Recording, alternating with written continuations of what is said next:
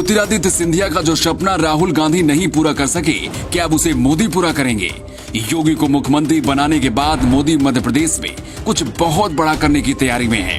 BJP और अमित शाह जिस चीज से नफरत करते हैं कि अब खुद मोदी वही गलती करने जा रहे हैं। कहा जाता है कि सियासत में कुछ भी हो सकता है और अब लगता है कि मध्य प्रदेश में कुछ ऐसा ही होने जा रहा है। इस खबर के आने के बाद से मध्य प्रदेश के मामा कहे जाने वाले शिवराज सिंह चौहान की भी नींद उड़ गई है।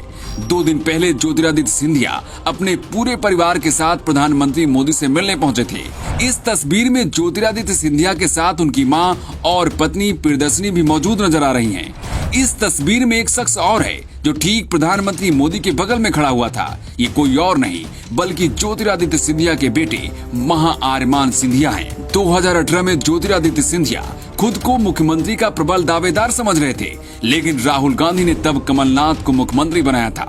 इसके बाद सिंधिया ने बगावत की और सीधे बीजेपी में शामिल हो गए थे। सूत्र बताते हैं कि इस बार भी सिंधिया को मुख्यमंत्री नहीं बनाया जाएगा, लेकिन खुद प्रधानमंत्री मोदी सिंधिया के बेटे को बहुत बड़ी जिम्मेदारी देने वाले हैं। सूत्र बताते हैं कि महाआर्यमान सिंधिया को उप मुख्यमंत्री बनाने की तैयारी हो चुकी है।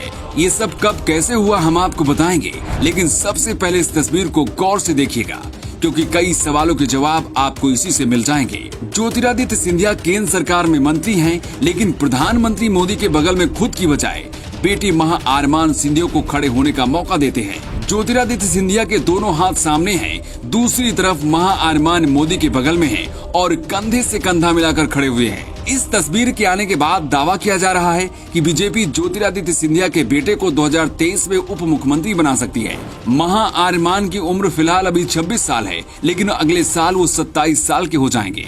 इस एक तस्वीर के सामने आने के बाद से मध्य प्रदेश की राजनीति में भूचाल आ गया है। शिवराज सिंह चौहान को भी नींद नहीं आ रही। दावा किया जा रहा है कि शिवराज सिंह चौहान अपने दोनों बेटे कार्तिकेय चौहान और कुणाल चौहान को अपना उत्तराधिकारी बनाने की तैयारी में थे, क्योंकि बीजेपी परिवारवाद का विरोध करती है। ऐसे में अब ज्योतिरादित्य सिंधिया की भी एंट्री हो चुकी है। हालांकि अब तक सिर्फ कयास ही लगाए जा रहे थे, किसी भी तरह का कोई आधिकारिक बयान नहीं आया है और इसके लिए कुछ दिन और हमें इंतजार करना पड़ सकता है। लेकिन एक बीजेपी नेता ने दावा करते हुए कहा है कि ज्योतिरादित्य सिंधिया और प्रधानमंत्री मोदी के बीच एक बहुत बड़े प्लान पर काम चल रहा है और जल्द ही उसका परिणाम भी आपको देखने को मिल सकता है। हालांकि इस तस्वीर के आने के बाद कई तरह के सवाल भी उठ रहे हैं। कुछ लोग ये भी पूछ रहे हैं कि मोदी खुद परिवारवाद का विरोध कर रहे हैं, फिर ज्योतिरादित्य सिंधिया के बेटे को अगर कोई बड़ा पद मिलता है तो ये भी तो परिवारवाद का हिस्सा ही होगा। महाआर्यमान सिंधिया सियासत में खुलकर तो अभी तक नहीं आए थे, लेकिन 2018 के बाद से लगातार पिता ज्योतिरादित्य सिंधिया के चुनाव प्रचार में शामिल रहे हैं। वैसे आपको क्या लगता है, क्या ज्योतिरादित्य सिंधिया को बीजेपी एमपी में मुख्यमंत्री बनाएगी? और इस तस्वीर से जो दावा किया जा रहा है, महाआर्यमान को क्या जिम्मेदारी मिल सकती है? आप अपना जवाब कमेंट बॉक्स में हमें दे सकते हैं।